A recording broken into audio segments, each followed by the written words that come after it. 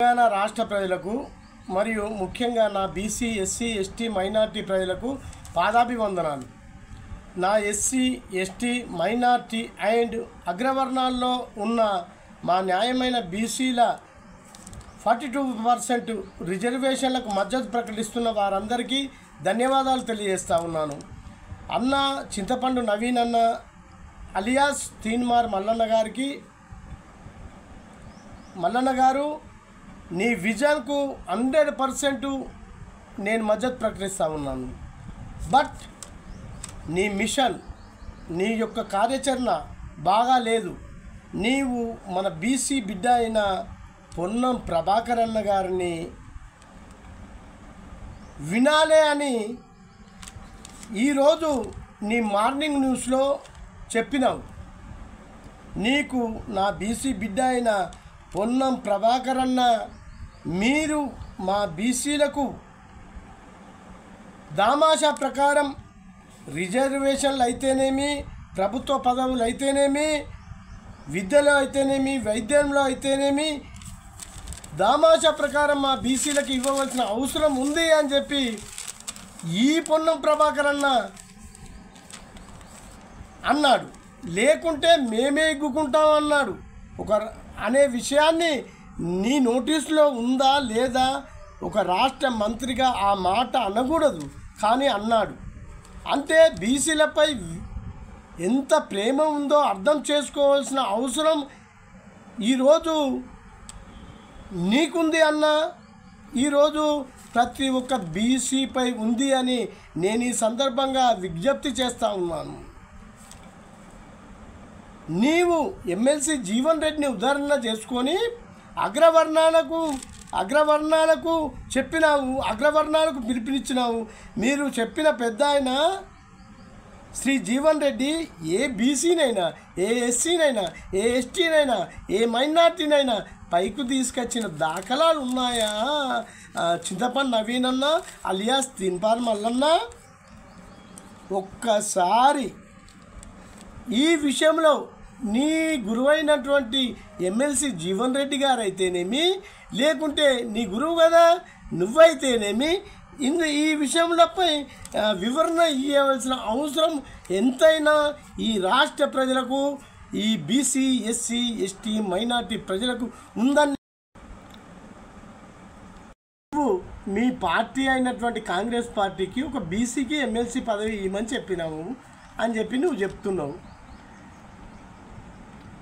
నీ గురువైన ఎమ్మెల్సీ జీవన్ రెడ్డి, తాటిపర్తి జీవన్ రెడ్డి ఏం చెప్పిండో తెలుసా? మీ పార్టీ అధిష్టాన వర్గానికి, మీ పార్టీ పిసిసి ప్రెసిడెంట్ అన్న మహేష్ కుమార్ గౌడ్ గారికి, ఆల్పోర్స్ నరేందర్ రెడ్డి గారికి అయితే నాకన్నా ఇవ్వండి టికెట్, లేకుంటే ఆల్పోర్స్ నరేందర్ రెడ్డి గారికి అన్నా టికెట్ ఇవ్వండి, అట్లయితే నేను చేస్తా, లేకుండా నేను చెయ్యా అని చెప్పిండు.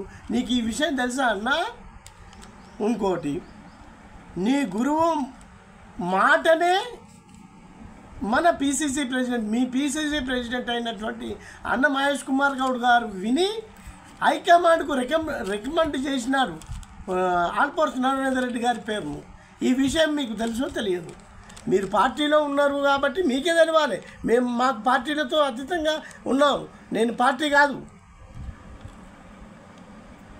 అయినా నేనేమని చెప్పిన తెలుసా? నేను మీ పార్టీ అధిష్టాన వర్గానికి ఏం చెప్పినా తెలుసా? ఒక దళిత బిడ్డ అయినటువంటి ఆత్రం సుకునక్కకు టికెట్ ఇవ్వండి ఎమ్మెల్సీగా, లేకుంటే ఒక రెడ్డి వర్గానికి ఇచ్చినట్లయితే సిరిసిల్ల నుండి కేకే మహేందర్ రెడ్డి గారికి ఇవ్వండి, ఒక బీసీ వర్గానికి ఇచ్చినట్టుంటే అసిస్టెంట్ ప్రొఫెసర్ అయినటువంటి హరికృష్ణ గారికి ఇవ్వండి, లేదంటే డాక్టర్ రాజ్ కుమార్ గారికి ఇవ్వండి అని నేను చెప్పినాను. నీ మాట నా మాట ఏది కూడా నీ పిసిసి అధ్యక్షుడు పెడచెవిన పెట్టి ఈ ఆల్పోర్స్ నరేందర్ రెడ్డి గారు నీ గురువు అయినటువంటి పేరునే ప్రతిపాదన చేసినాడు పార్టీ అధిష్టాన వర్గానికి అని నేను ఈ సందర్భంగా తెలియజేస్తూ ఉన్నాను.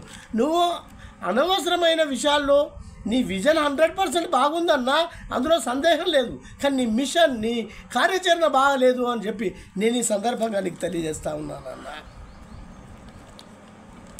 జీవన్ రెడ్డి మాటకు విలువనిచ్చే ఆల్పోర్స్ నరేందర్ రెడ్డికి టికెట్ ఇచ్చినారు.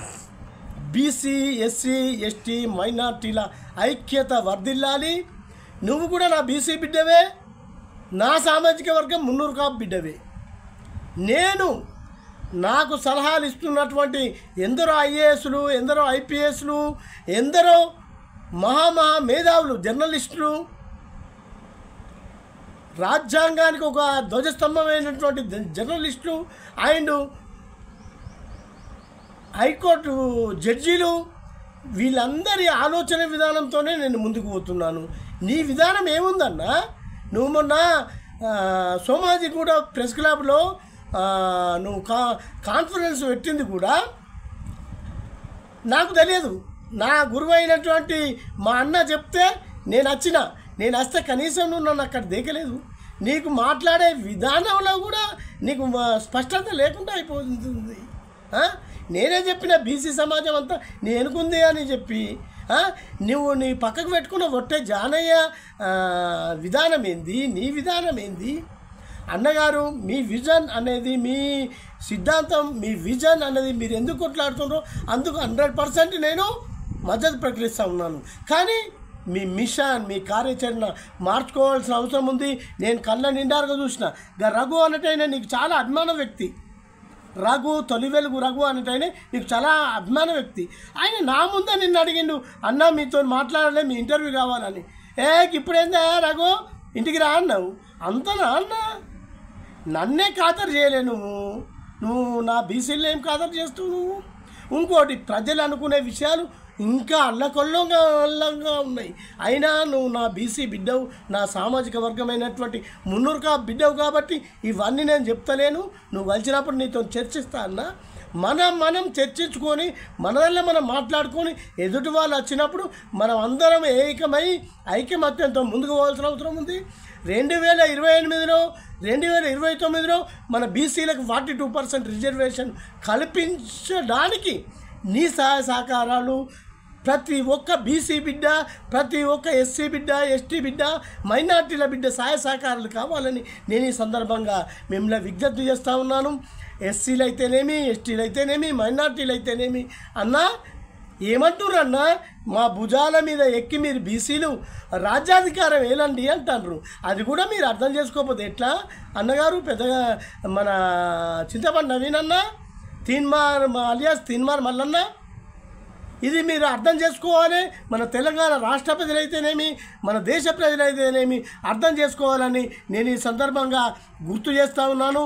ఇట్లు కొత్త విజయభాస్కర్, బీసీ బిడ్డ, all India BC SC ST minority సంక్షేమ సంఘం రాష్ట్ర అధ్యక్షుడిని. జై బీసీ, జై బీసీ ఎస్సీ ఎస్టీల ఐక్యత వర్ధిల్లాలి.